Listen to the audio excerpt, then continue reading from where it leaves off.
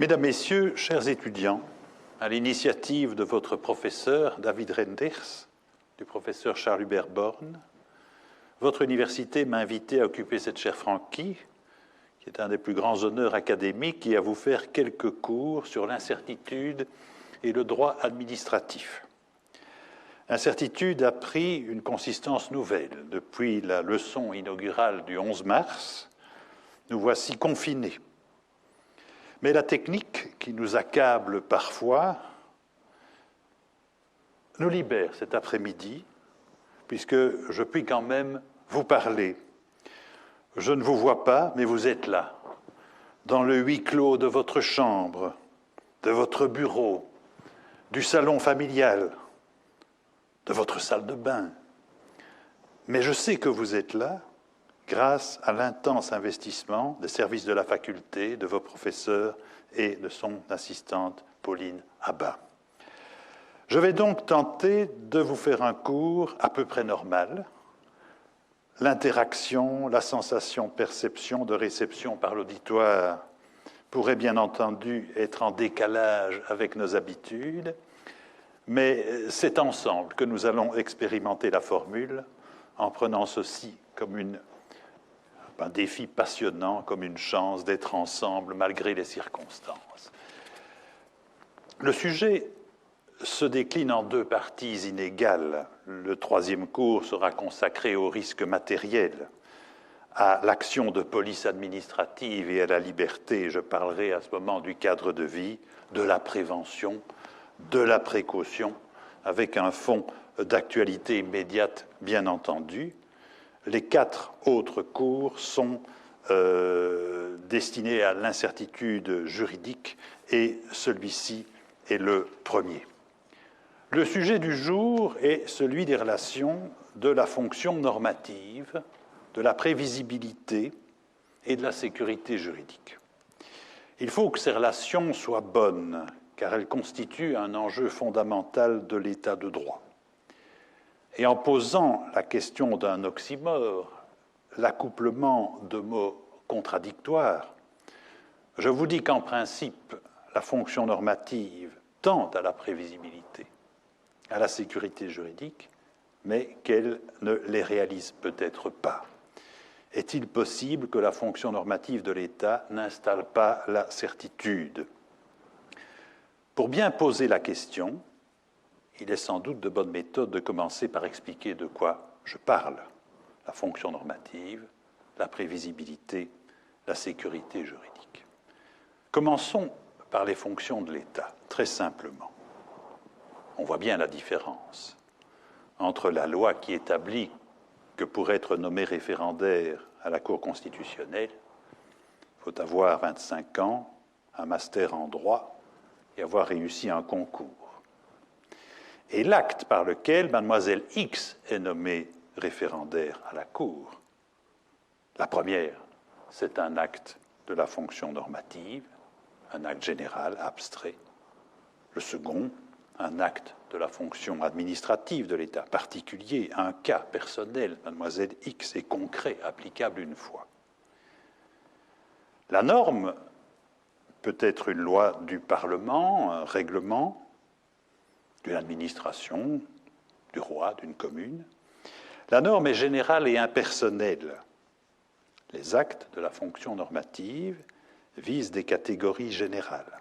Ici, les conditions de nomination de référendaire, qui s'appliquent dans tous les cas de la catégorie référendaire.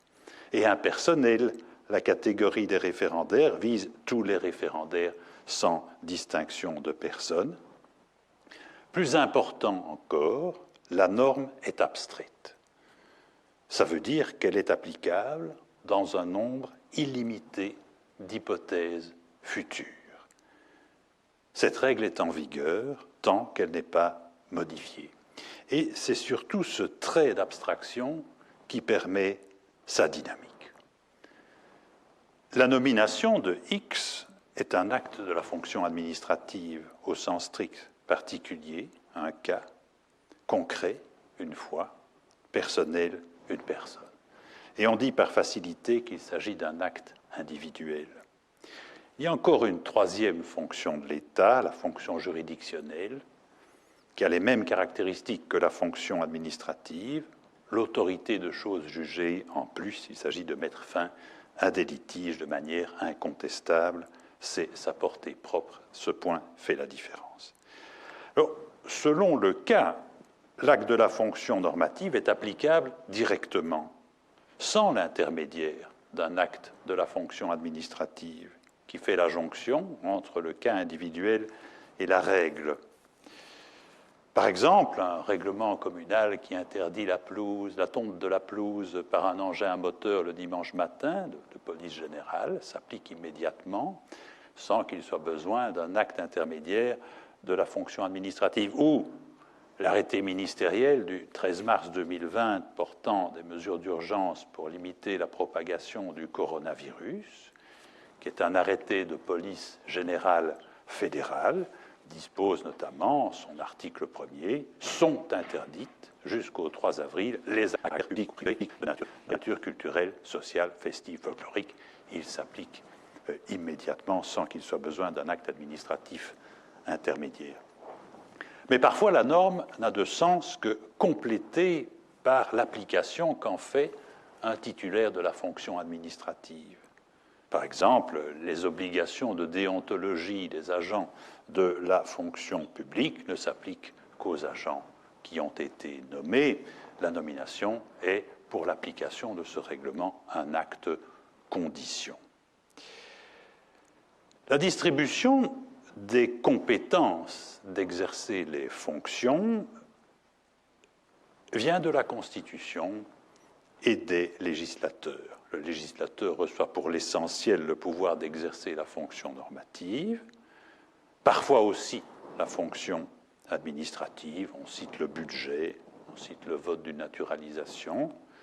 L'administration exerce, selon le cas, la fonction normative et la fonction administrative. Le roi fait les règlements d'exécution des lois, fonction normative. Le roi nomme les agents de l'État, article 107 de la Constitution, fonction administrative. Les actes de la fonction normative qui sont accomplis par une administration s'appellent règlements, des actes réglementaires. Alors pourquoi des actes de la fonction normative? Les règles ont-elles une fin en soi? On peut dire que les actes de la fonction normative ont pour finalité de préparer les actes individuels. Les actes individuels futurs des administrés ou des administrations. Ce qui compte, c'est en effet l'acte individuel, la situation particulière, que le professeur soit désigné, qu'il soit dans sa classe, que l'éclairage fonctionne, que le message soit délivré, qu'il soit d'une certaine qualité. Ce qui compte, c'est que le permis soit délivré ou refusé, que les immeubles soient construits, que l'usine tourne, que la route soit ouverte, qu'elle soit sûre. Le devoir-être contenu dans la norme, la règle qui fixe les conditions de diplôme, de sélection, de nomination du professeur, les programmes scolaires, l'idéal concurrentiel placé dans la loi sur les marchés publics de fluides, de fourniture de produits d'amplification sonore, n'ont guère d'intérêt si l'instituteur n'est pas un jour nommé, présent devant les élèves, en mesure de parler dans un micro qui fonctionne, et ici face à une caméra qui diffuse. En d'autres mots, il faut que les transitions entre les règles et les situations concrètes aient lieu. Ces fonctions sont interdépendantes. L'homme de notre civilisation, et on peut trouver des traces très anciennes dans la Grèce ancienne, se projette dans la durée. Il crée la règle pour que l'acte à venir soit comme ceci, ou comme cela, ou pour dissuader qu'il advienne, pour qu'il se produise ou qu'il ne se produise pas. Et la sécurité juridique est atteinte quand on sait à quoi s'en tenir avant d'agir. C'est la prévisibilité. Dans une bonne organisation, on le sait en lisant la norme. Les normes permettent de surmonter la tyrannie du coup par coup d'un système qui ne connaîtrait que la fonction administrative.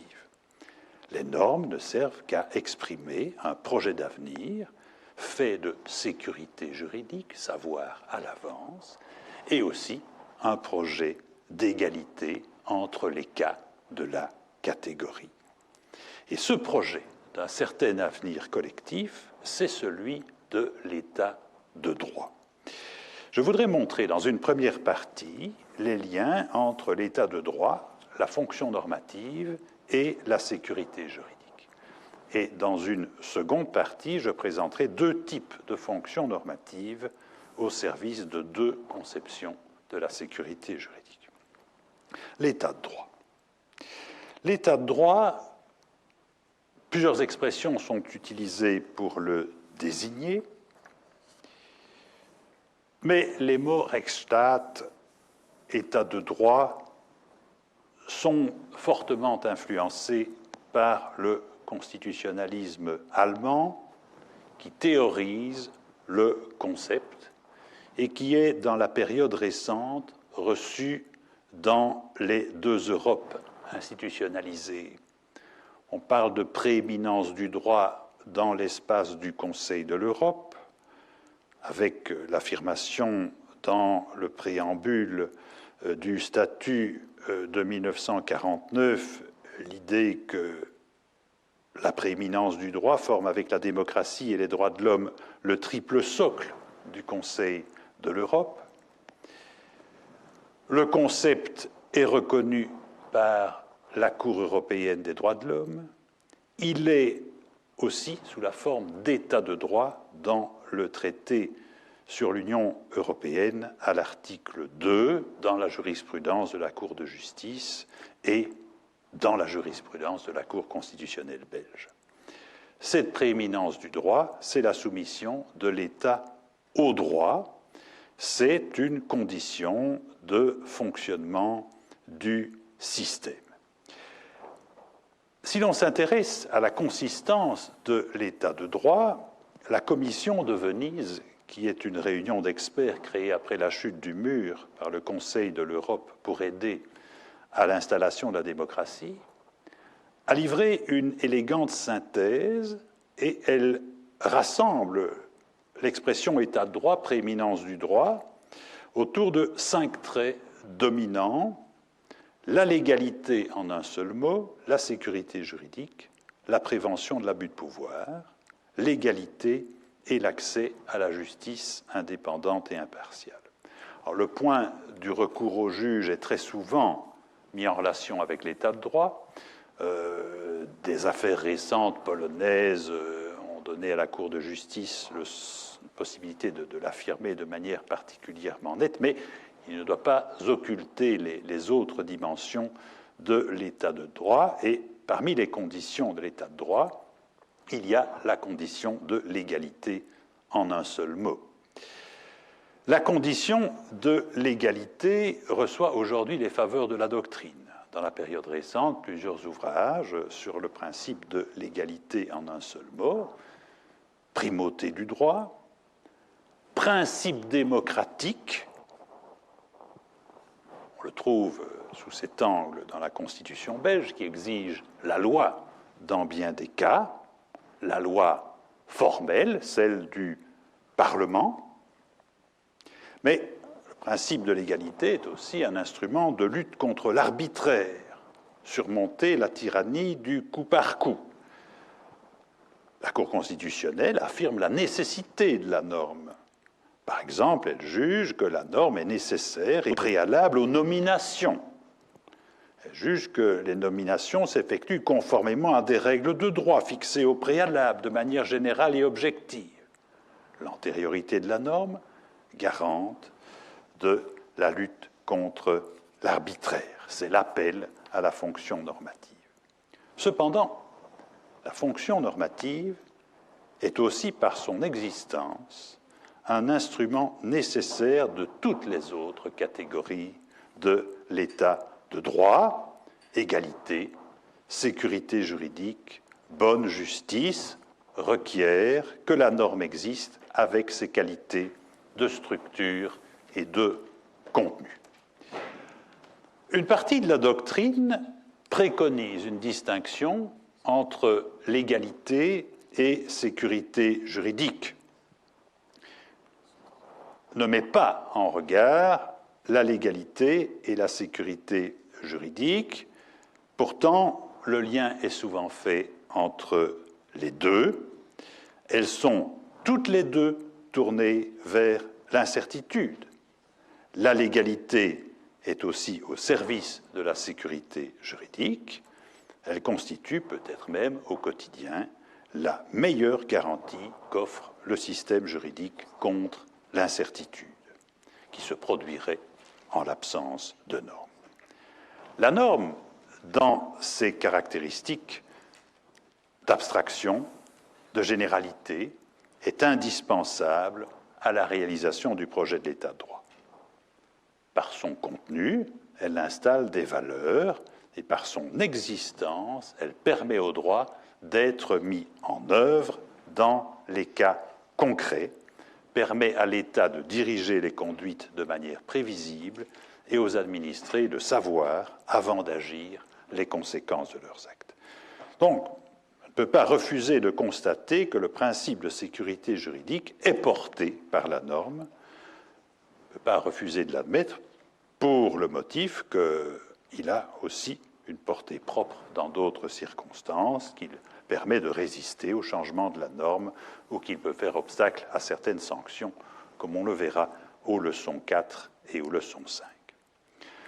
On peut donc poser à ce moment que dans le système de l'État de droit, la fonction normative est nécessaire, elle permet l'existence et la cohérence d'un système, et elle est formellement le premier instrument de la légalité, le premier vecteur de l'égalité et de la sécurité juridique. Et j'en arrive au point B de cette première partie, deux conceptions de la sécurité juridique qui ont un impact sur la manière de concevoir la fonction normative. Le lien entre fonction normative et sécurité juridique est d'autant plus intéressant qu'il y a plusieurs conceptions de la sécurité juridique qui peuvent être utilement mises en rapport avec l'un ou l'autre type de fonction normative qu'elles expliquent.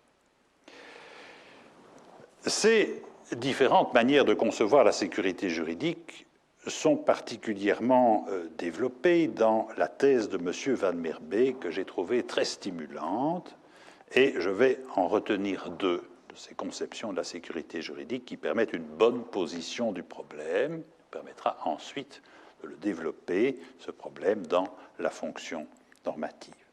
Alors, quelles sont ces deux conceptions de la sécurité juridique que l'on trouve dans l'œuvre de M. Van Merbe? La première est qualifiée de cartésienne par lui.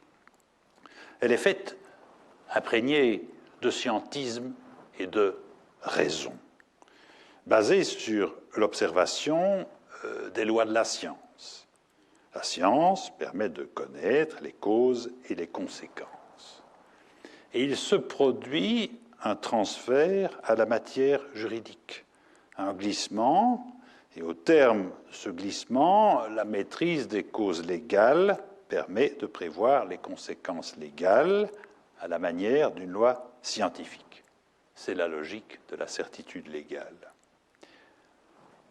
L'autre logique, fiduciaire, subjective, liée aux théories du contrat social et au droit subjectif.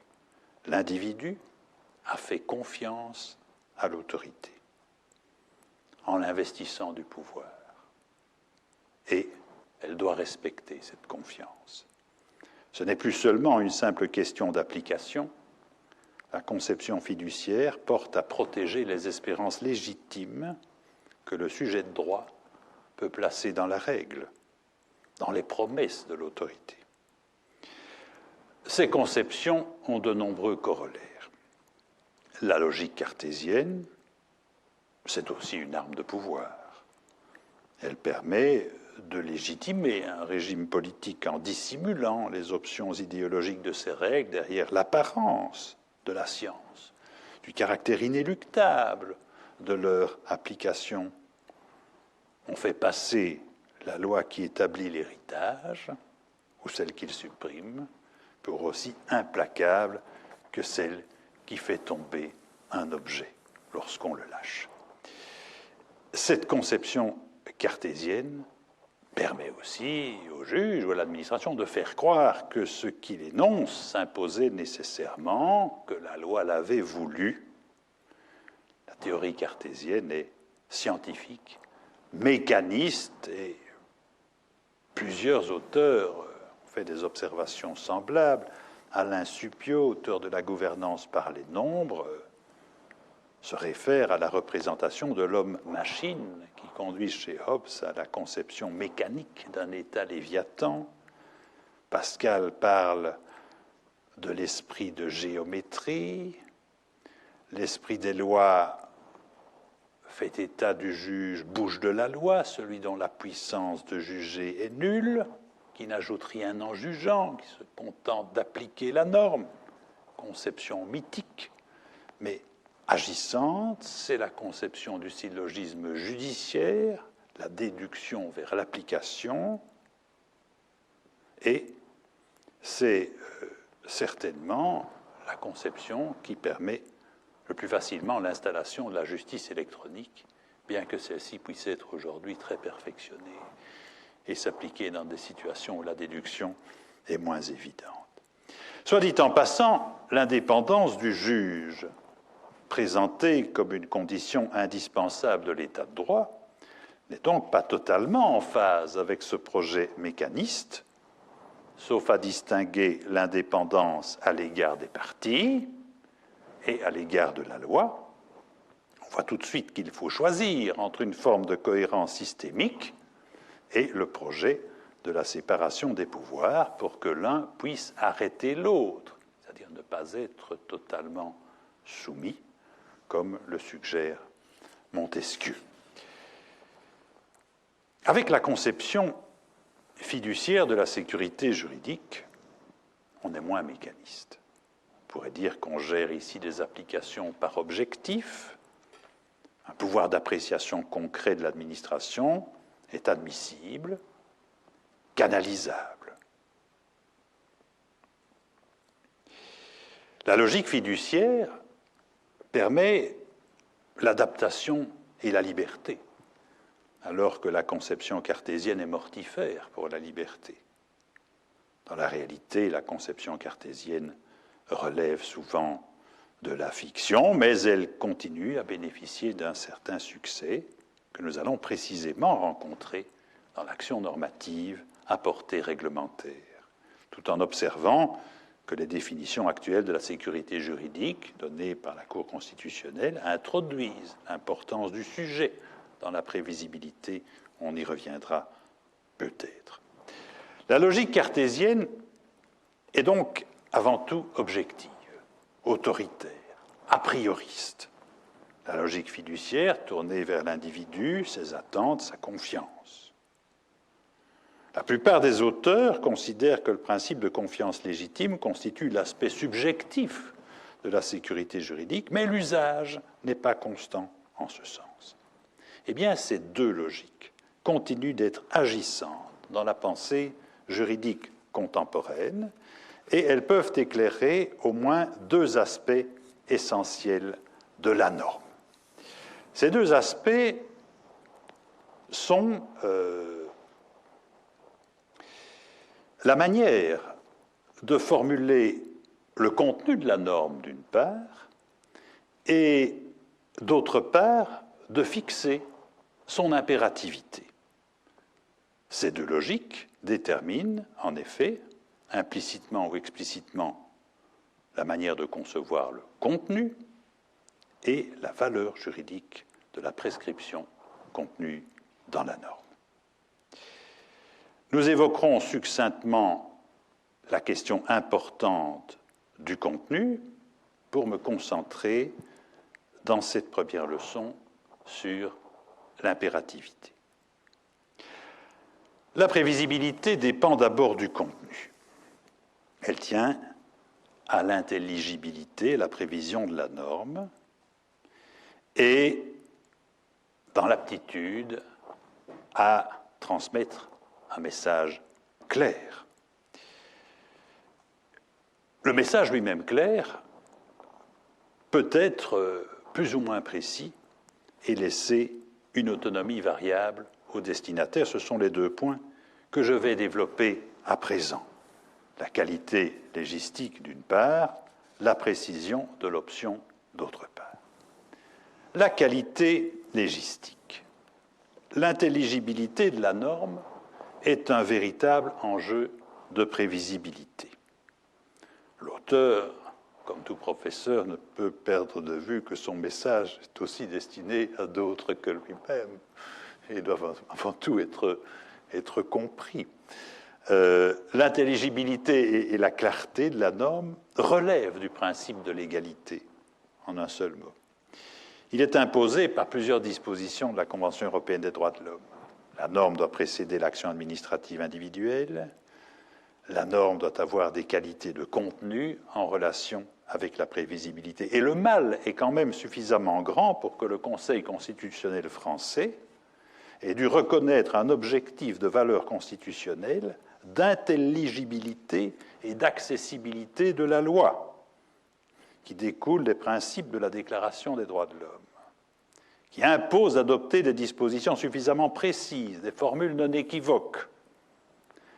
L'explication est donnée, il faut prémunir les sujets de droit contre une interprétation contraire à la Constitution ou contre le risque d'arbitraire, pour que la possibilité de connaître le droit avant l'action ne relève pas de la fiction. Alors, les écueils sont nombreux.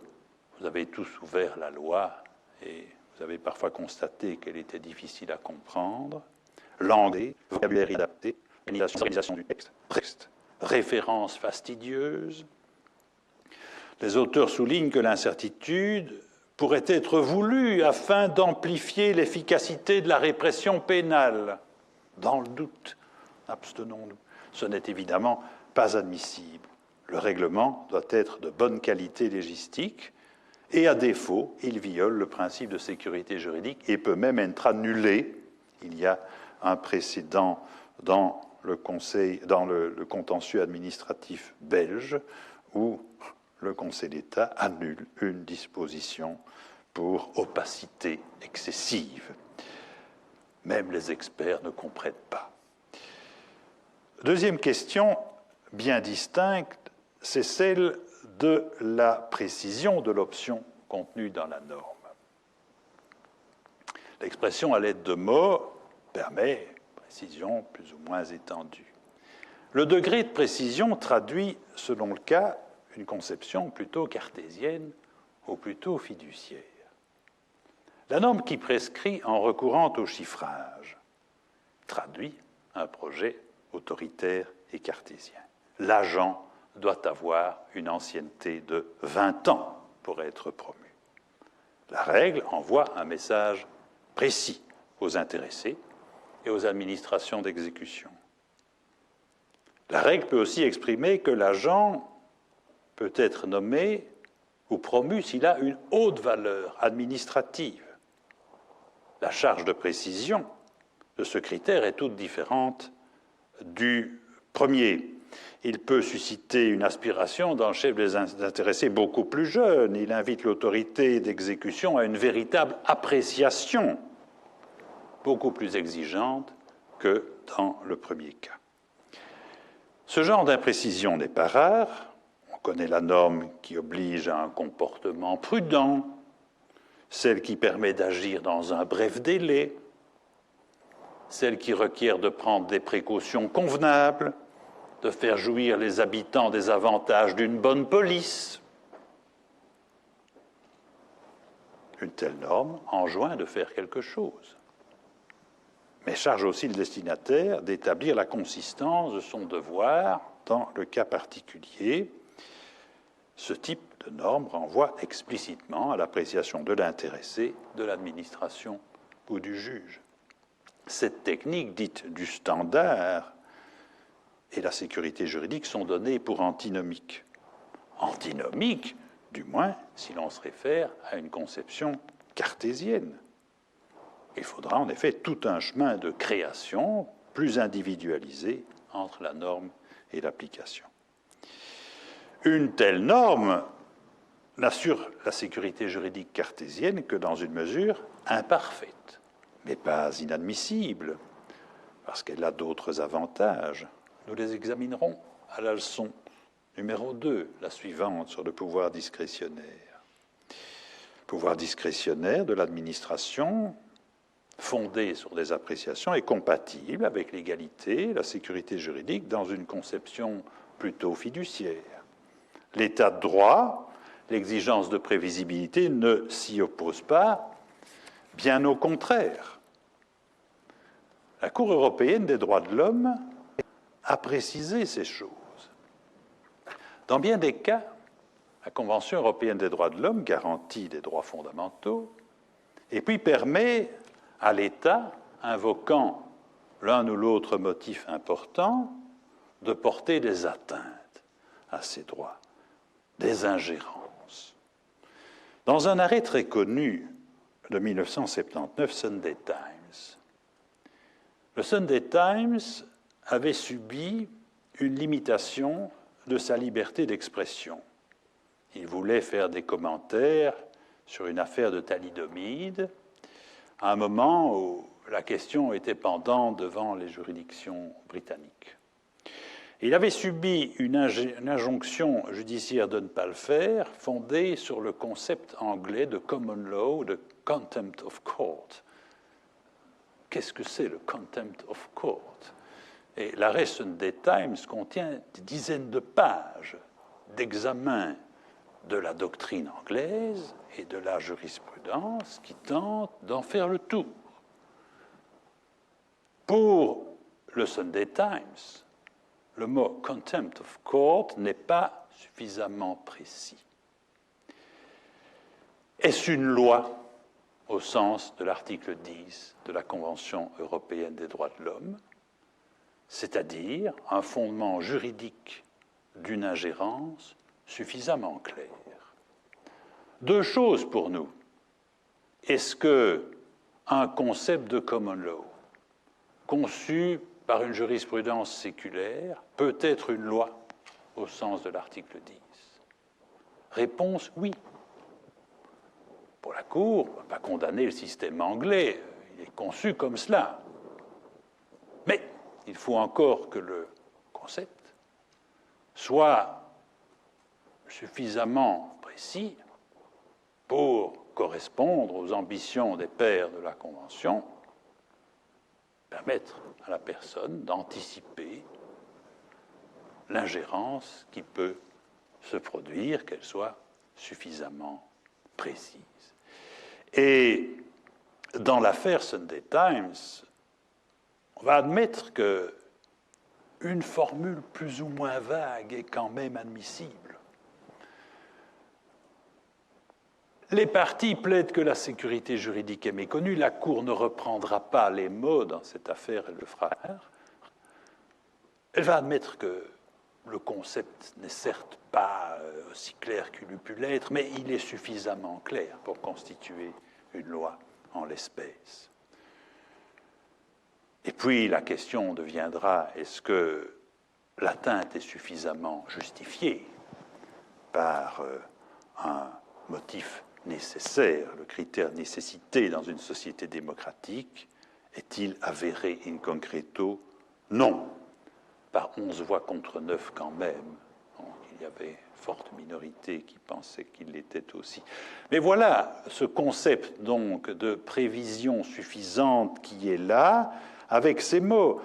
Il faut une norme énoncée avec suffisamment de précision pour prévoir à un degré raisonnable dans les circonstances de la cause, les conséquences de nature à dériver d'un acte déterminé.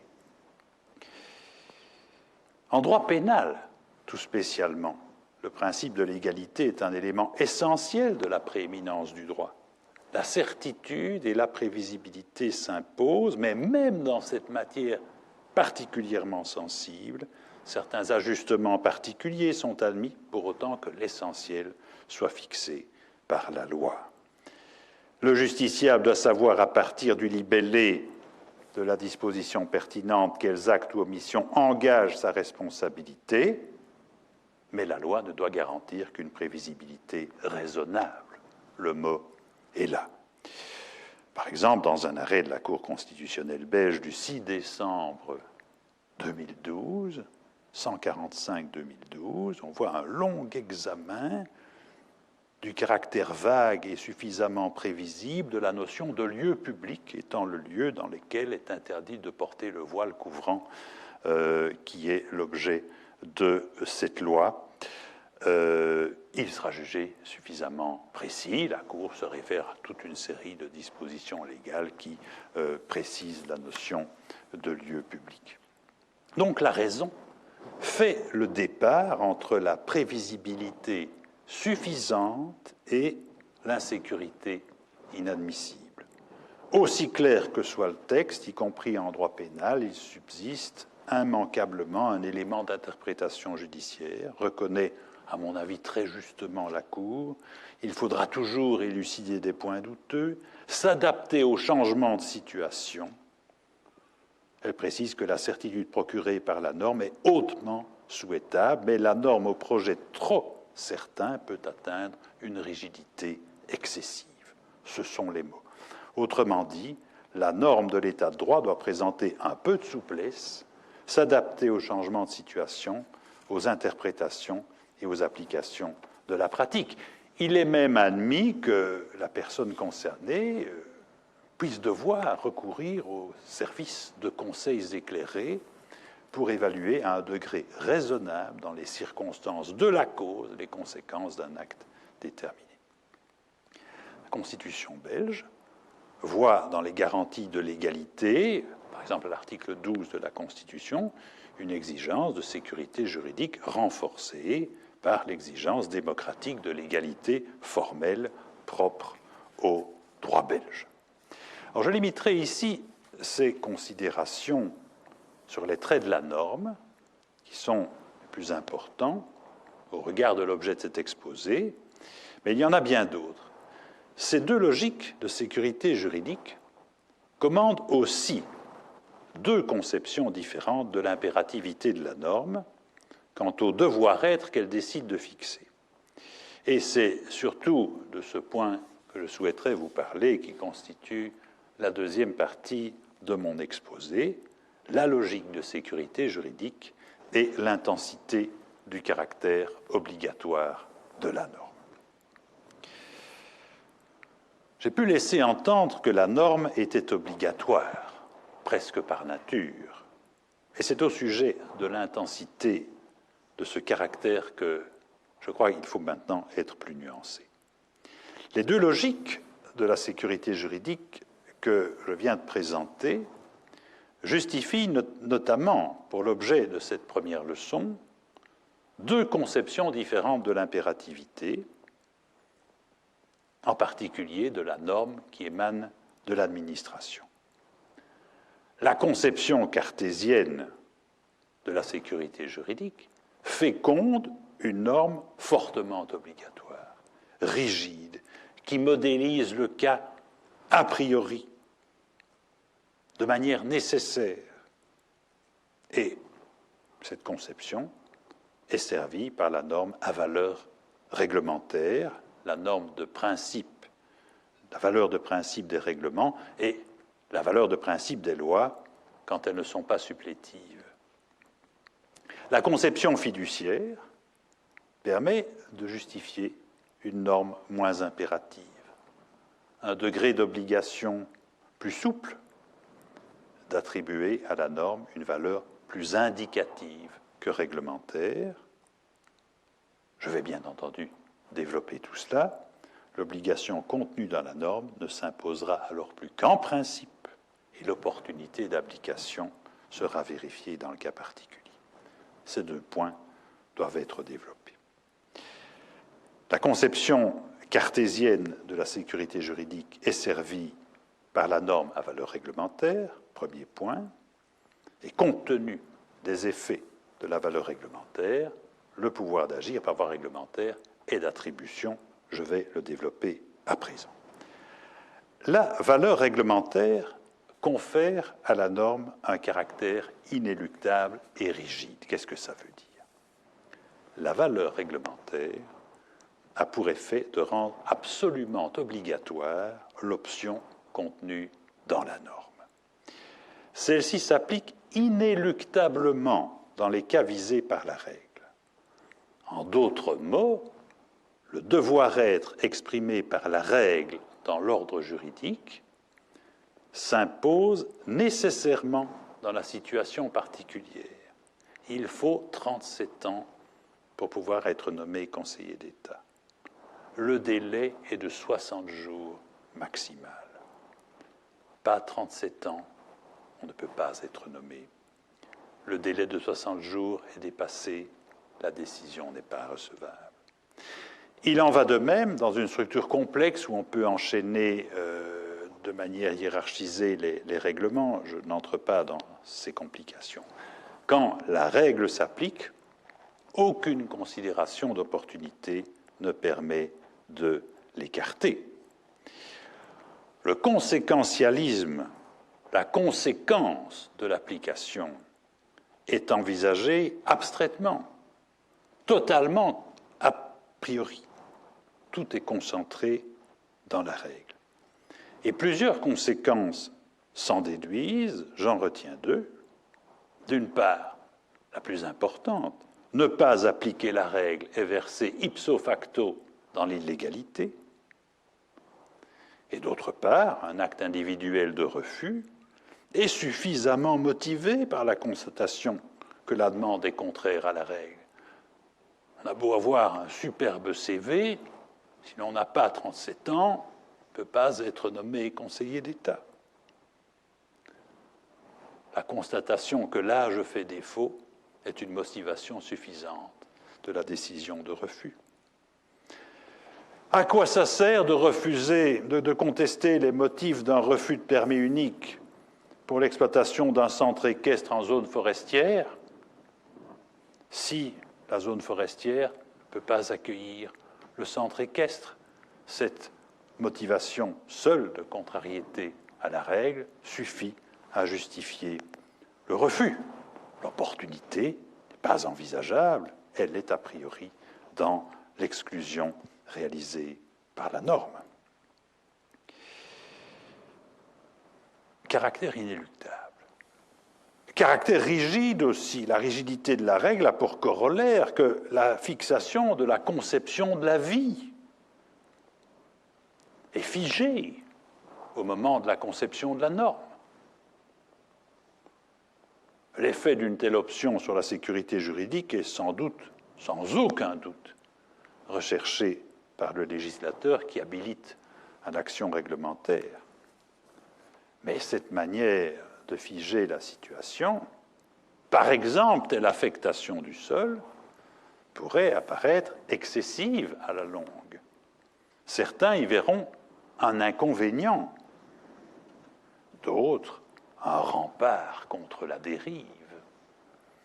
La valeur réglementaire du plan de secteur n'a-t-elle pas sauvé la campagne wallonne?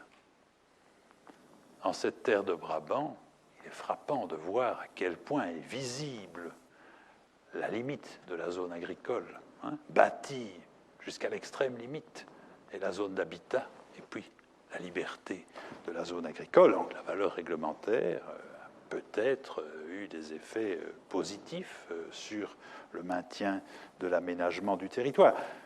La réponse juridique est aisée. Le législateur peut limiter l'application de la règle dans le temps. À défaut, l'administration modifie la règle. On change de règle. Par abrogation, par révision, lorsque le législateur impose de remplacer au lieu de seulement supprimer. Mais la pratique révèle que la décision politique de donner une réponse juridique n'est pas toujours aisée. Pas facile de modifier la règle. Juridiquement, facile. Politiquement, difficile. Ce qui a même pu induire des voies de contournement. La procédure juridique étant trop difficile politiquement, on cherche autre chose. Il y a aussi de la souplesse plus circonstancielle qui est possible. La loi, ou l'auteur de la règle, peut permettre la dérogation. Dans ce cas, la sécurité juridique cartésienne et l'égalité sont plus garanties. Mais le service d'autres valeurs peut justifier d'y recourir. Le pouvoir réglementaire, la dérogation, sont d'attribution. Aussi souhaitable que soit la sécurité juridique dans l'état de droit, la valeur réglementaire et ses conséquences sont telles que le pouvoir d'agir par voie réglementaire doit avoir un fondement démocratique, direct, dans la Constitution ou dans la loi. Et une fois la règle établie, la dérogation ne peut avoir lieu que sur habilitation du législateur ou de l'auteur de la règle. C'est les deux points que je vais développer à présent. L'attribution du pouvoir réglementaire d'abord. Le principe de l'égalité, en un seul mot, domine l'action administrative. L'administration n'agit que sur la base d'une habilitation, c'est-à-dire une source de droit, de rang constitutionnel ou législatif, souvent écrite, parfois non écrite, qui investit du pouvoir d'agir dans une situation donnée. Et l'administration n'agit que dans le champ de son habilitation. Et celle-ci est nécessaire pour fonder une compétence d'action unilatérale. L'administrateur, doté d'une compétence d'action individuelle, particulière, concrète, nommer des agents, délivrer des permis, cette autorité qui voudrait imposer la cohérence, l'imposer à ses subordonnés, cet administrateur peut-il édicter un règlement, c'est-à-dire un acte dont l'effet sera de limiter impérativement, inéluctablement et de manière rigide le pouvoir discrétionnaire futur? Est-ce qu'on peut faire ça? Alors, la réponse de principe est extrêmement claire. En droit belge, le pouvoir réglementaire est d'attribution. Seul le constituant ou le législateur compétent peut attribuer le pouvoir réglementaire. Autrement dit, sans y être habilité, l'autorité à laquelle est confiée une compétence discrétionnaire individuelle ne peut pas renoncer à exercer son pouvoir d'appréciation au cas par cas en s'enfermant elle-même dans un cadre réglementaire. Il s'en déduit que dans l'application d'un règlement, une autorité ne peut pas l'étendre non plus. Autrement dit, on ne peut tirer d'une compétence d'action individuelle une compétence d'agir par voie réglementaire sur le même objet. Il y a des exceptions. Mais ces exceptions sont limitées, comme toute exception. Une exception notable, peut-être la mieux connue, est tirée de l'article 107 de la Constitution. Le roi nomme les agents d'administration générale et de relations extérieures. Et cet article 107, combiné avec l'article 37, qui porte qu'au roi appartient le pouvoir exécutif, de ces deux-là, on tire que la compétence d'agir par voie individuelle du roi lui permet aussi de faire le statut administratif et le statut pécuniaire des agents de l'État. Mais c'est une exception. Par retour au principe, j'observe que le pouvoir attribué au gouvernement régional de nommer les gouverneurs de province n'emporte pas la compétence de faire le statut administratif et pécuniaire des gouverneurs sans habilitation légale, juge le Conseil d'État. Il y a d'autres exceptions, comme le pouvoir réglementaire du chef de service, sur lequel je ne m'étends pas. pouvoir réglementaire et d'attribution. Mais le pouvoir de déroger aussi, quand la compétence réglementaire existe, je l'ai dit, le règlement s'applique inéluctablement, de manière rigide. Donc la dérogation, mais qu'est-ce que c'est la dérogation, tout compte fait? La dérogation, c'est la décision qui vient restreindre la portée de la règle dans son champ d'application. Alors que la règle exige du candidat à la promotion une ancienneté de 2 ans, par dérogation, dans une hypothèse X ou Y, on pourra promouvoir un candidat qui n'a que 2 ans d'ancienneté. La loi du 28 avril 1953 sur l'enseignement universitaire par l'État, toujours applicable en communauté française, dispose de manière précise, en ce qui concerne la nomination des professeurs des universités, qu'il faut être docteur avec thèse. Mais la loi permet, dans des circonstances exceptionnelles, à l'organe qui nomme, le conseil d'administration de l'université, de déroger à la condition de doctorat, sur proposition de la faculté. Par dérogation, donc, un candidat peut être nommé sans être docteur. Pour être licite, la dérogation requiert une habilitation expresse donnée par le législateur ou l'auteur de la règle à laquelle il est dérogé. Et à cette occasion-là, le législateur peut régler une procédure spécifique, entourée de garanties, parce qu'il porte atteinte à la norme. Et tout compte fait, la dérogation par l'administration pourrait remettre en cause la procédure démocratique dont la règle procède, directement ou indirectement. Dans l'exercice de la compétence de déroger, l'auteur de l'acte individuel doit montrer que l'objectif de la règle ne peut être servi par la règle. La règle constitue le principe de l'action. Il faut donc que l'auteur de la dérogation non seulement reçoive la permission de déroger, mais qu'il montre que dans le cas dont on parle, la dérogation s'impose, qu'il ne déroge qu'après la constatation qu'il ne convient pas d'appliquer la règle. La dérogation écarte alors la lettre de la règle, mais reste dans l'objectif de la règle. Dans la conception la plus sévère et la meilleure de la dérogation doit servir l'objectif. Il faut montrer que la dérogation sert mieux l'objectif de la règle que la lettre de la règle dans le cas particulier. Pourquoi déroger à la condition de doctorat dans la nomination du professeur de l'université? Sinon parce que dans le cas dont on parle, le candidat non docteur est en matière de recherche, de capacité d'enseignement, meilleur que les candidats docteurs dont on parle.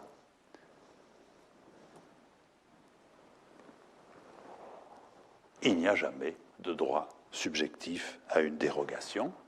Celle-ci relève du pouvoir discrétionnaire, si bien que la motivation de ne pas déroger ne doit pas être étendue, on applique la règle, tandis que la dérogation, elle, doit exposer toutes les raisons de le faire. On ne confond pas la dérogation, qui est d'application discrétionnaire et circonstancielle, avec l'exception. Ah, l'exception, c'est une deuxième règle, une règle à champ d'application plus restreint, d'application automatique, permanente, dont l'utilisation, la conception par le législateur, l'auteur de la règle, c'est différent, mais ne requiert pas de justification particulière. Le permis est délivré par le collège des bourgmestres et échevins ou le collège communal. Lorsque le permis est demandé par une personne morale de droit public, il est délivré par le fonctionnaire délégué. Il suffit d'observer que l'on est dans la catégorie personne morale de droit public, et par exception, c'est le fonctionnaire qui est compétent. La distinction entre les deux n'est pas toujours si claire quand même, mais c'est une autre question. La dérogation pose un problème d'égalité, pose un problème de sécurité juridique, elle expose aussi au risque d'arbitraire. La terminologie n'est pas fixée, je vois qu'on utilise dérogation pour exception dans bien des cas, il faut savoir de quoi on parle.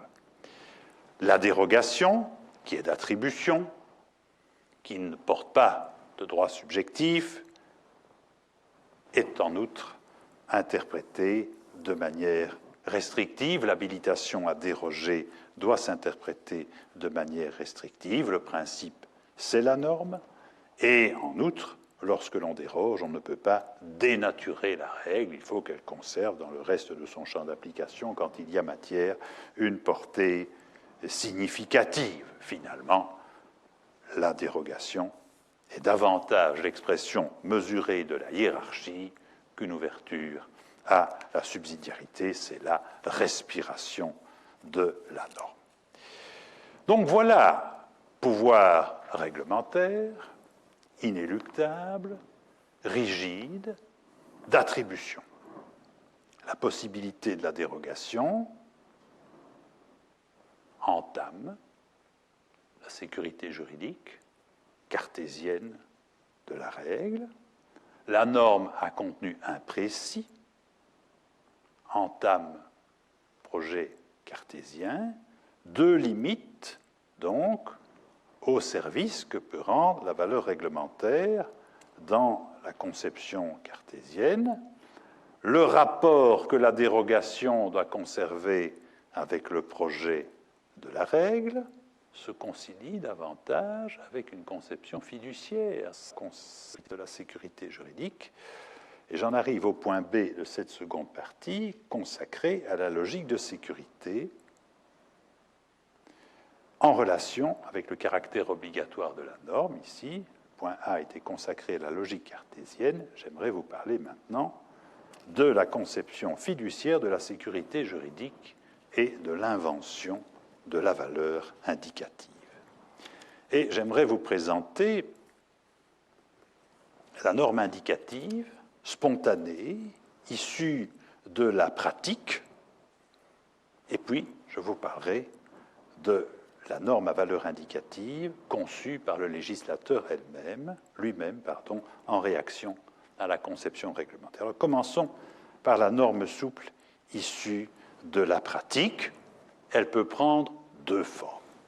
Soit elle est conçue a priori par l'auteur de l'acte individuel, soit elle résulte a posteriori de la pratique qu'il a fait de sa compétence. Et pour vous parler de la valeur indicative et de la norme indicative issue de la pratique a priori, j'aimerais vous raconter une histoire. Une histoire qui se passe à l'université de Gand, avant la communautarisation de l'enseignement, il y a bien longtemps, et qui est relative à la nomination d'assistants à la faculté de droit. La compétence réglée par la loi réglée du 28 avril 1953, dont j'ai commencé à vous parler tout à l'heure, sur l'organisation de l'enseignement universitaire par l'État, toujours en vigueur en communauté française, remplacée par une législation propre en communauté flamande. La loi prévoit à cette époque que les conditions réglementaires de nomination des assistants sont fixées par le roi. L'auteur du pouvoir réglementaire, celui qui a la compétence d'agir par voie normative, c'est qui fixe les conditions de nomination des assistants. Et le roi a fait un arrêté réglementaire qui prévoit que le candidat à une nomination d'assistant doit au moins avoir un diplôme de deuxième cycle universitaire. À l'époque, c'était au moins le grade de licencié. Aujourd'hui, on dit master. Pour les actes individuels de nomination, c'est le conseil d'administration de la Rijksuniversiteit Gent qui est compétent. Il nomme les assistants, actes particuliers, concrets et personnels, temporairement, pour 2 ans. Pouvoir discrétionnaire de choisir les candidats. La loi ne dit rien, le roi a dit une condition de diplôme. La loi permet au conseil d'administration de déléguer le pouvoir de nommer au bureau permanent. Le conseil d'administration l'a fait. Le conseil d'administration de la RUG a délégué le pouvoir de nommer au bureau permanent. Et en même temps, et c'est le point qui va nous retenir, le conseil d'administration a dit que les assistants seraient nommés sur proposition des chefs de service concernés, avis des facultés, et le point, les candidats à une nomination d'assistant doivent, en principe, avoir obtenu une distinction au moins une fois au cours du 2e cycle de leurs études universitaires. Doivent avoir obtenu une distinction. Voilà le décor. Il y a une vacance de poste au service du professeur Robert S., qui enseigne le droit public à l'université de Gand, à la faculté de droit. La faculté de droit, une vacance qui rappelle la condition de distinction et précise que l'on attend du candidat des connaissances en droit de la construction. 2 choses. Se présentent 5 candidats, dont M. Beheit, qui a fait 2 fois une grande distinction et 1 fois distinction au cours de son 2e cycle. Et M. Marc S., qui n'a fait qu'une satisfaction, mais a publié dans le domaine du droit de la construction, critère donc, qui avait été également annoncé dans la publication de vacances. Le professeur Robert S., chef de service, propose Marc S., son fils. Sans parler des grades, on sent bien qu'il y a une certaine ambiance à la faculté de droit de l'université de Gand. La faculté doit donner son avis. Elle estime que seul Beheit et un autre qui a réussi avec grade sont recevables. Mais on voit le dossier au bureau permanent qui nomme M. Marc S. Recours de Beheit au Conseil d'État, qui demande l'annulation de cette nomination. Il fait valoir plusieurs moyens. Vous savez ce que c'est un moyen, hein? C'est une prétention articulée en droit. Et quel est son moyen principal? Défaut de motif valable en droit. L'absence de grade de M. Marc S. Mais comment qualifier en droit la prétention? Le conseil d'administration n'a pas de compétences réglementaires en ce qui concerne les conditions de nomination. Le roi n'a pas prévu cette condition de grade. Le bureau permanent n'a tenu compte que de la publication dans le domaine de la construction et n'a tenu aucun compte de l'absence de distinction de Marc S. Est-ce blâmable? Le Conseil d'État dit, si c'était une règle, elle serait illégale, puisque le pouvoir réglementaire est d'attribution, et que le Conseil d'administration n'a pas cette compétence. Mais le Conseil d'État n'y voit pas de règle. Il dit, je vois dans cette prescription quelque chose de différent d'un règlement. Regardez sa formule. On dit en principe une distinction. C'est donc que le conseil d'administration n'a pas voulu le le conseil d'administration formule seulement une ligne de conduite, une directive administrative. Quelle portée? Elle porte en elle la possibilité naturelle d'y déroger. Elle n'est pas d'application automatique. Ce n'est pas un règlement. Il faut vérifier in concreto s'il convient de la suivre.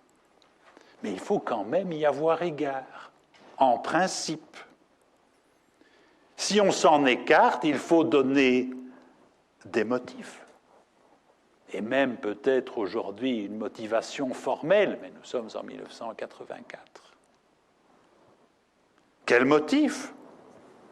Des motifs admissibles en raison, des motifs compatibles avec l'objet de la décision à prendre et de la législation dans laquelle on s'inscrit. Ces directives tiennent leur sens d'objectifs tels que la gestion cohérente, l'égalité de traitement et la sécurité juridique, nous dit le Conseil d'État. L'arrêt est un arrêt exceptionnellement riche, puisqu'il règle non seulement le cas de la directive autodestinée, mais aussi celle que le conseil d'administration peut faire à destination de l'organe auquel il a délégué la compétence de nommer le bureau permanent. Le bureau permanent exerce le pouvoir discrétionnaire sans être lié par la directive comme il le serait par un règlement. S'il s'en écarte, il doit lever. Mais le bureau permanent n'a pas du tout tenu compte du critère de la distinction établi par la directive du conseil d'administration. Et donc, il n'a pas donné à sa décision des motifs admissibles en droit. Il fallait donc suivre la directive en principe. On pouvait s'en écarter en motivant. On n'en a pas tenu compte. On a donc donné de mauvais motifs à la décision de nommer M. Marc S. Et Boeit obtient l'annulation de la nomination de M. Marc S. à la faculté de droit de l'université de Gand. Bon, je crois qu'on peut tirer de l'arrêt Boeit une généralisation de la compétence de se doter de directives ainsi conçues à tous les organes dotés d'un pouvoir d'action individuelle discrétionnaire.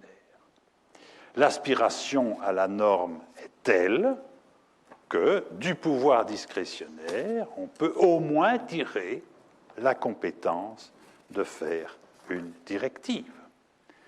La directive apparaît en jurisprudence pour permettre à une autorité non investie du pouvoir réglementaire, mais qui dispose d'un pouvoir discrétionnaire de se tracer des lignes de conduite et de s'y référer sans encourir le reproche de lier illégalement sa compétence, sans encourir le reproche de violer la règle, le pouvoir réglementaire et d'attribution. La directive présente la caractéristique de ne pas être un règlement. Elle a la portée suivante. Je le répète, l'autorité qui apprécie une situation individuelle peut se référer à la directive, à la condition de prendre à chaque fois en compte la spécificité du cas d'espèce, de reconsidérer à chaque fois la nécessité de l'appliquer. La directive n'est pas un règlement, puisque son application à l'espèce ne dépend pas de sa simple existence, mais d'une appréciation de la nécessité de s'y conformer. Alors que le règlement, en revanche, doit être appliqué au cas qu'il vise, même si la situation déterminée est malencontreuse dans le cas particulier. L'autorité tenue d'appliquer le règlement ne peut déroger que si la dérogation est permise par une norme supérieure, par le règlement.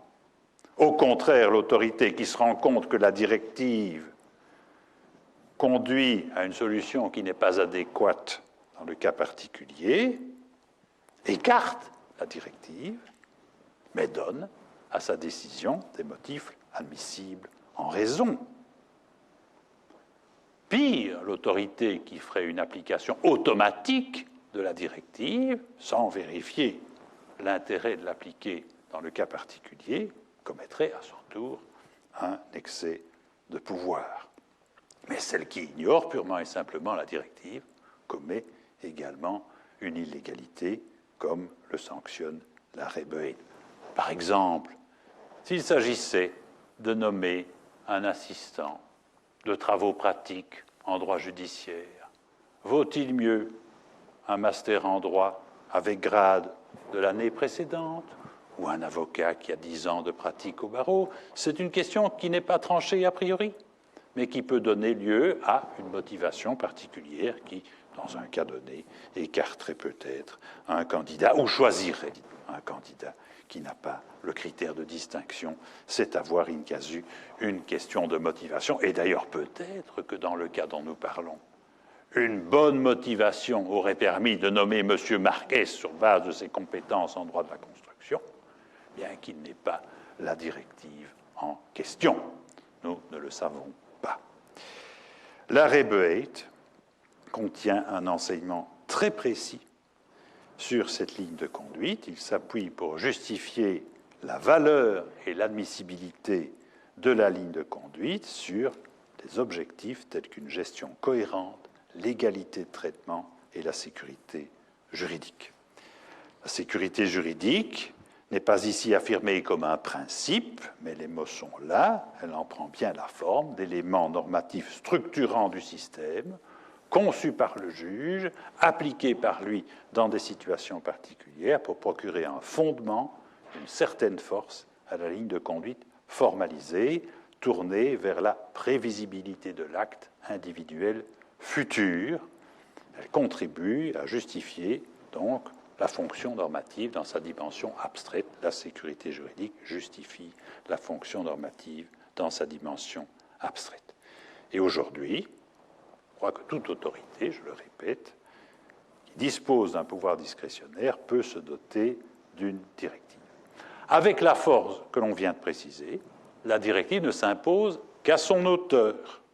C'est une autre différence avec le règlement. Un règlement communal s'imposera au gouvernement sur recours.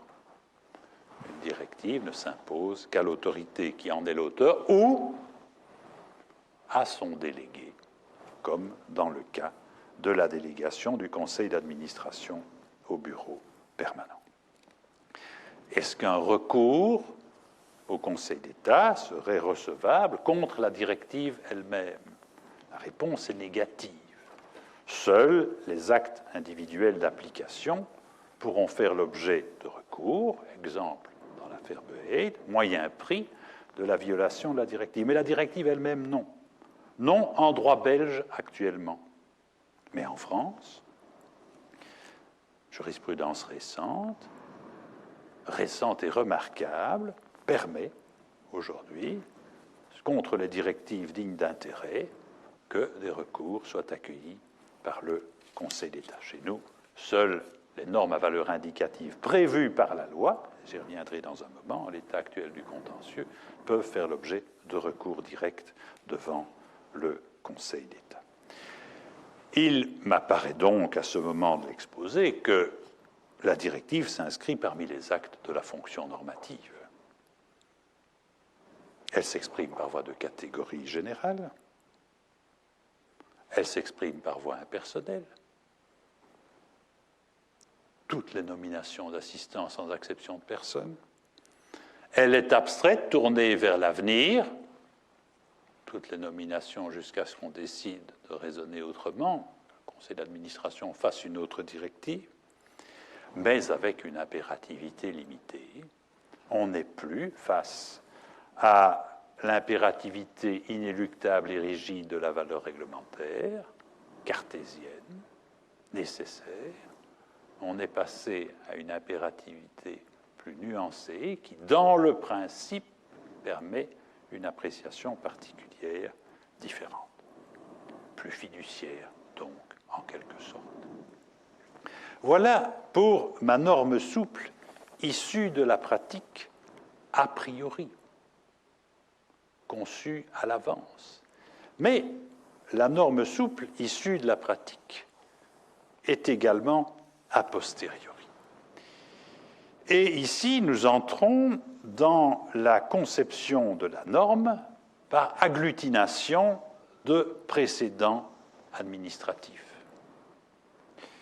Ainsi, dans un arrêt SPRL Paul Collard de 1973, on voit le Conseil d'État décider que quand l'administration a fait une première appréciation de ce qu'il convenait en matière de bon aménagement du territoire pour délivrer ou refuser un permis à tel endroit, elle devait s'en souvenir. Dans un cas suivant d'exercice de la fonction administrative pourtant, qui présentait des caractéristiques comparables. L'appréciation de l'autorité doit, à peine d'arbitraire et de méconnaissance du principe d'égalité, présenter une certaine continuité. L'autorité ne pourrait tenir pour inexistants les permis délivrés antérieurement, mais au contraire a l'obligation de les faire entrer dans son appréciation de la nouvelle demande. Ne doit pas nécessairement s'en tenir à l'appréciation portée dans l'autre dossier, mais les conceptions nouvelles doivent procéder d'un nouvel examen des éléments de fait qui doivent se dégager des motifs de la décision et qui doivent être exacts. Bon, voilà le précédent qui est là, qui accroche le développement ultérieur, qui ne le lie pas de manière rigide et inéluctable à la manière d'un règlement, mais qui oblige à nouveau à une prise en considération, à une décision de s'écarter consciente. Alors il faut évidemment trouver le comportement dont on prétend déduire la ligne de conduite. Il faut l'identifier. Cette ligne de conduite, il faut montrer qu'elle existe. Le requérant doit la prouver. Ça peut ne pas être facile de l'établir. Une seule décision peut parfois commencer à constituer le précédent. Elle doit émaner de la même autorité. De nouveau, le gouvernement agissant sur recours n'est pas lié par les précédents de l'autorité communale. Le précédent fait donc norme par l'effet des principes de sécurité juridique et de confiance légitime. Un arrêt Missorten est en ce sens, du 6 février 2001. Ce sont des principes de bonne administration, la confiance légitime, qui est la forme que prend la sécurité juridique en situation de changement pour l'avenir. On est à la fois en train de parler de la norme et du changement de norme dans un cas de directive administrative émanant de la pratique. La règle constitutionnelle d'égalité est également activée dans un tel contexte. Voici, à nouveau, la sécurité juridique, source d'une obligation de cohérence, de prévisibilité que la loi formelle n'impose pas. On est assez éloigné de la conception cartésienne, une conception fiduciaire fondée sur la promesse contenue implicitement dans les lignes de conduite, les espoirs que l'administré peut déduire des cas qu'il observe. L'administration peut changer sa façon d'apprécier les choses, mais le changement de conduite est sanctionné lorsqu'il est intempestif, c'est-à-dire non justifié, peu compréhensible, inexplicable en raison. Pour s'écarter de la ligne de conduite issue de la pratique, il faut fournir une motivation adéquate. Voilà un exemple tout récent, déjà 6 ans. Un arrêté ministériel de la communauté française refuse à Madame Bonny l'équivalence de son master de droit français au grade académique de master en sciences de l'éducation à finalité approfondie, 5 années d'études, et ne lui reconnaît qu'une équivalence au grade générique de master. Mais elle voulait, elle, une équivalence au grade de master à finalité approfondie. Refus, communauté française. Et Madame Bonny, contre ce refus d'équivalence du 5 mars 2013, procède à des comparaisons. Le refus de son équivalence, elle le compare à des décisions d'accorder l'équivalence prises à d'autres étudiants de l'université de Rouen, diplômés. Équivalence accordée le 11 février 2011, le 3 février 2012. Elle les connaît, ces cas. La communauté française dit que ce n'est pas les mêmes cas. Si, ce sont les mêmes cas.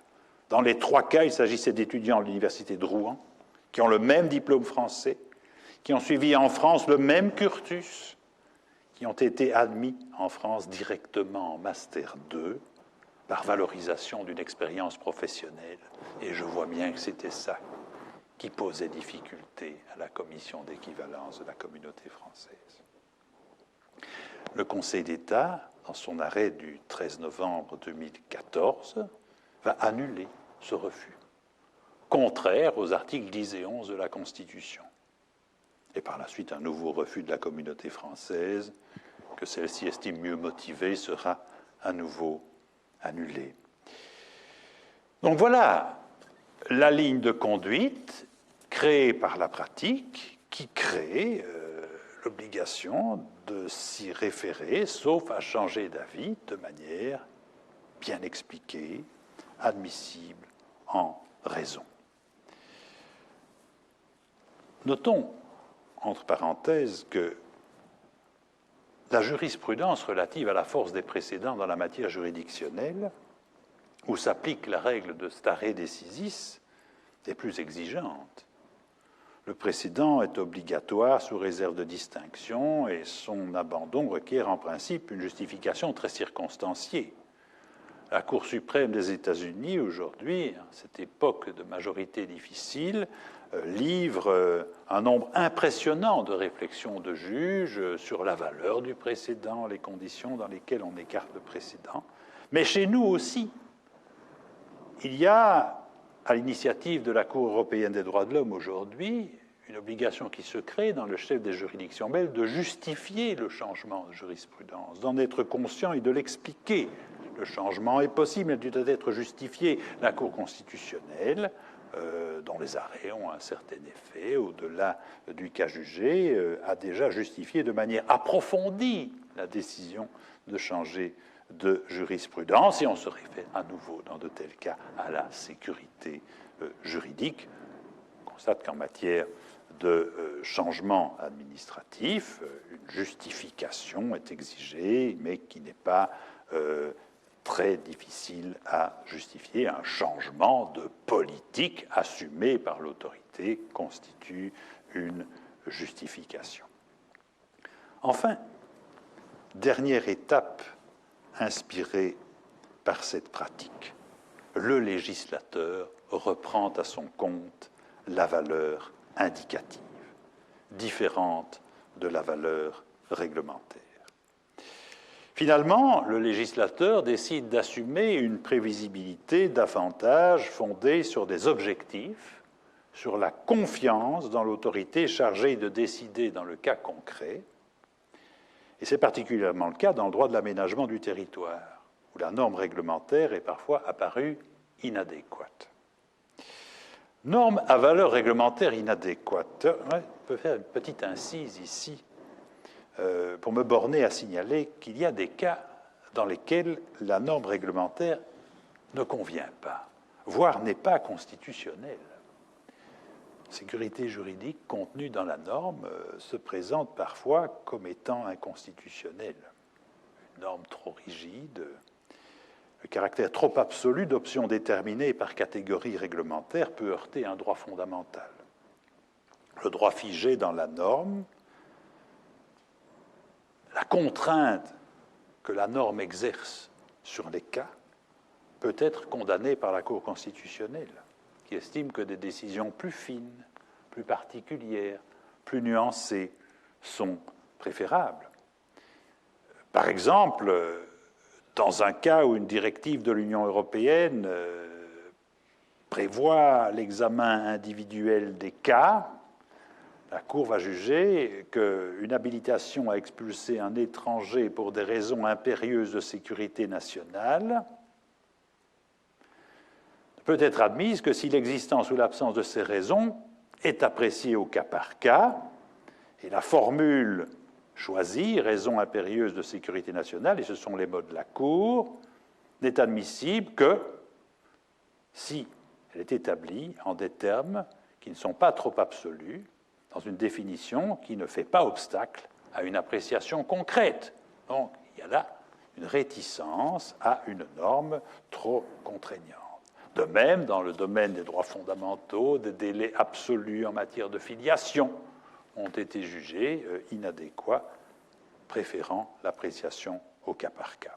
Mais ce n'est pas mon objet. Je préfère vous parler ici de la valeur réglementaire qui apparaît simplement inadéquate d'un point de vue politique.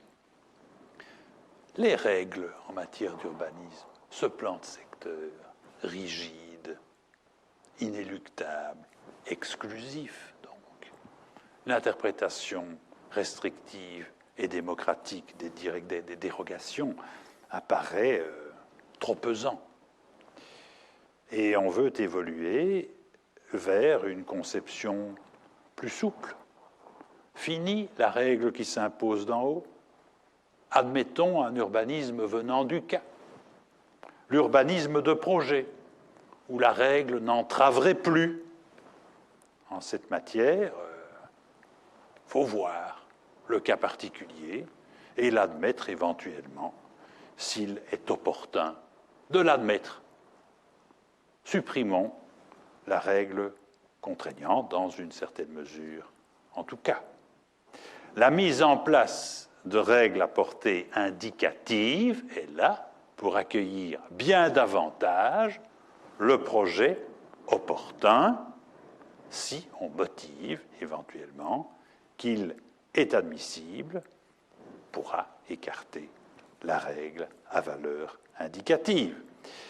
Nouvelle préférence de la société pour des normes à valeur indicative, des solutions adaptées au cas, concertées, motivées, faites de pondérations concrètes, de conséquentialisme concret, formulé a posteriori. Ces normes font évidemment bien plus que les normes réglementaires, appel à la vertu. La vertu de l'autorité qui ajuste la norme au cas, puisqu'elle en a la puissance. N'ayant plus que valeur indicative, elle traite le cas en fonction de son opportunité et écarte la norme en motivant ce qu'elle ne pouvait faire que dans l'espace très limité de la dérogation face à une règle à valeur réglementaire. Le risque d'arbitraire, qui est un objectif du principe de l'égalité en un seul mot, lutter contre l'arbitraire, est évidemment plus difficile à écarter lorsque la norme a valeur indicative. La rigidité a ses vertus, elle a ses défauts. Le législateur lui-même a donc, en matière d'aménagement du territoire, jugé parfois la norme réglementaire inadéquate et a créé la norme à valeur indicative. Et cette valeur s'est inspirée de la jurisprudence sur la norme spontanée, la norme spontanée a priori, a posteriori, que la jurisprudence avait reconnue. Alors, la norme à valeur indicative est différente de la norme à valeur réglementaire, mais loin d'être nulle quand même. Le principe est toujours d'y avoir égard. Le principe, c'est que la décision individuelle doit y être conforme, mais qu'il est possible de s'en écarter à condition de motiver. La valeur indicative est suffisamment puissante dans la jurisprudence actuelle pour justifier que les schémas, les plans à valeur indicative puisse faire aujourd'hui l'objet de recours en annulation recevables devant le Conseil d'État. L'obligation qu'il commande, ne fût-ce qu'en principe, est une obligation suffisamment puissante pour considérer qu'ils font grief en eux-mêmes et faire l'objet d'un recours recevable devant le Conseil d'État. Mais l'obligation d'y avoir égard n'est valable qu'en principe. L'autorité peut et doit s'en écarter si l'appréciation laissée à son appréciation la convainc qu'il existe de bonnes raisons, que l'objectif visé par la norme est mieux accompli par la décision de s'écarter. Donc un raisonnement fondé sur l'opportunité est ici parfaitement recevable d'écarter la ligne de conduite alors qu'il n'est pas possible dans le cas d'une décision à valeur réglementaire, hors l'hypothèse limitée d'une dérogation. Conférer à la norme la valeur indicative plutôt que réglementaire revient donc à sacrifier une partie de la sécurité juridique abstraite et cartésienne au profit d'une meilleure capacité d'adaptation concrète à l'intérêt protégé par la règle. Et on va procéder pour contrôler l'application que fait l'administration, contrôle de raison, l'erreur manifeste d'appréciation, que je détaillerai dans la leçon numéro 2. Je vous donne un exemple. Un exemple récent, un arrêt commune de Chastres du 28 mai 2019. La commune exerce un recours contre un permis unique délivré par le ministre pour la construction et l'exploitation d'un parc de 6 éoliennes. Le ministre a délivré le permis et la commune articule un moyen pris de la violation du schéma de structure communale, qui est devenu, à la suite du Codété, un schéma directeur communal, un document à valeur indicative, Codété, article D2-16. Et ce schéma, que dit-il ? Il contient ce qu'on appelle une option, c'est-à-dire la norme souple contenue dans le schéma. Il dit « Il convient de préserver les parties sommitales du sommet des plateaux en évitant d'y implanter de nouveaux équipements techniques. Si c'était réglementaire, on n'y mettrait pas 2 éoliennes. Mais c'est un document à valeur indicative. Et le projet de parc éolien comporte 2 éoliennes qui vont être implantées dans la partie sommitale. Les 2 éoliennes en projet sont situées dans des parties sommitales et l'administration wallonne à l'échelon gouvernemental estime que l'écart est justifié par les motifs suivants: l'intégration paysagère du projet au regard de la qualité paysagère intrinsèque et extrinsèque du site. L'option concernée est importante, mais il se justifie de l'écarter en l'espèce. La qualité extrinsèque du site, la qualité intrinsèque du site est respectée. L'atteinte est acceptable dans la mesure où seul le périmètre d'intérêt paysager de Gentines est concerné et où de nombreuses vues resteront préservées. Telle est l'analyse que fait le gouvernement.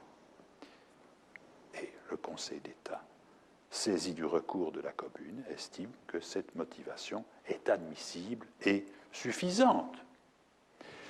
Le motif qui permet de s'écarter ne doit pas être impérieux. Donc, face à une attitude moins exigeante que celle que la jurisprudence a développée, je crois, à propos des dérogations aux normes à valeur réglementaire. Le Conseil d'État dit, si on exigeait plus, ça reviendrait à faire de l'option du schéma une règle impérative dont il ne serait possible de s'écarter que de manière exceptionnelle, alors que le schéma n'a qu'une valeur indicative. Voilà la charge d'impérativité du schéma. Et on peut dire que la valeur indicative prend une forme de valeur résiduelle aujourd'hui, quand on est face à une disposition prescriptive à laquelle on n'a pas expressément attaché une valeur réglementaire. Donc, sauf disposition contraire, quand la norme à valeur indicative est prévue par l'acte législatif, elle ne s'impose pas seulement à son auteur, mais à toute personne qui agit dans son champ d'application. C'est le cas du gouvernement sur recours, alors que ce n'est pas le cas pour la norme à valeur indicative spontanée. Et je vois que le législateur, notamment dans le cas du récent Code wallon du développement territorial, a multiplié les cas d'attribution par la loi, ici le décret régional, de la valeur indicative à des normes d'aménagement du territoire. Des guides, avec des exceptions, des anciens règlements sur les bâtisses, des schémas d'aménagement du territoire. Il a maintenu aussi des documents à valeur réglementaire, comme les plans de secteur, mais pas pour toutes les dispositions des plans, il y a des exceptions. Le passage de la valeur réglementaire à la valeur indicative, lorsqu'on est face à une évolution dans le temps de la valeur attribuée à des instruments comparables, le règlement d'urbanisme était réglementaire, il devient indicatif dans bien des cas, peut être interrogé au regard de la Constitution. En particulier, vous savez, l'article 23 de la Constitution, qui garantit les droits de la dignité humaine, contient une disposition qui garantit le droit à la protection d'un environnement sain, dans laquelle on voit depuis de nombreuses années un principe de non-régression, standstill. Le législateur ne peut pas porter atteinte au degré de protection de l'environnement qui était jusqu'alors garanti, et on admet que le droit d'aménagement du territoire entre dans le concept d'environnement, au sens de l'article 23, dans une large mesure. Donc, le changement de l'impérativité de la norme, le passage à la valeur indicative, peut appeler une justification au regard du principe de standstill.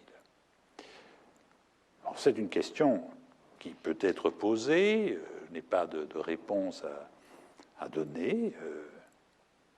Le Conseil d'État a appelé le législateur wallon à justifier, au regard du principe de standstill, les modalités d'écart à certains documents.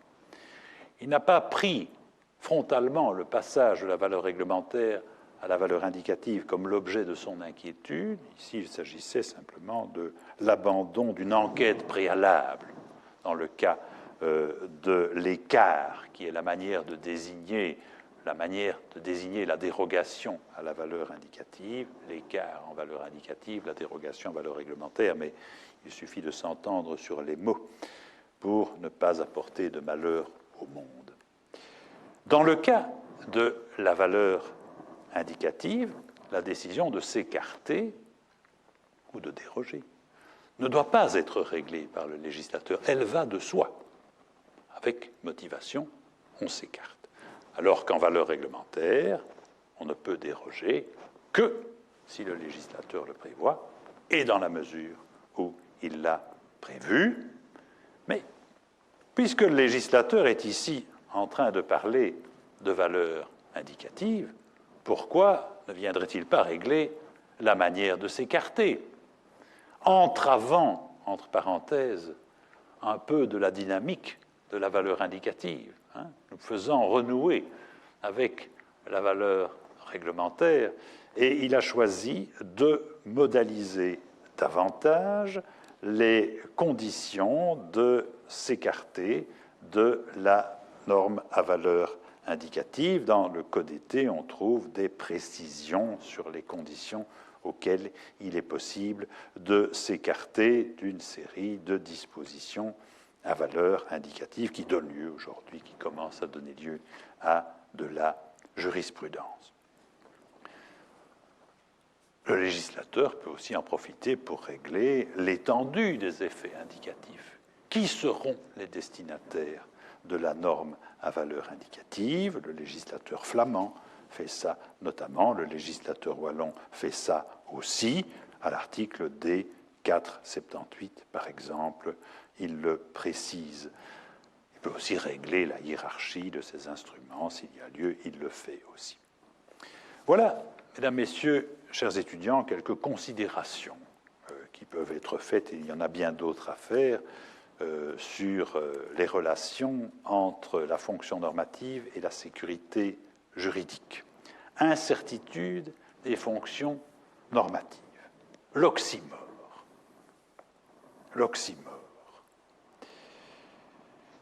Toute la jurisprudence converge vers une certaine prévisibilité, en phase avec la valeur technique que l'ordre juridique attribue à la norme dans une situation donnée.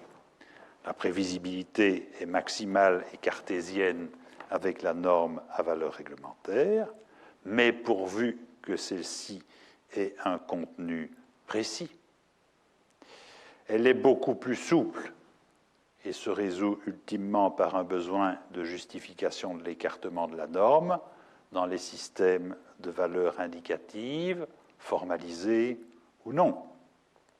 Mais la valeur indicative n'est pas condamnée comme telle, même dans les cas où le législateur décide d'instaurer une norme et aurait pu choisir la valeur réglementaire. Il n'est pas dit que le standstill condamnera ce mode d'action.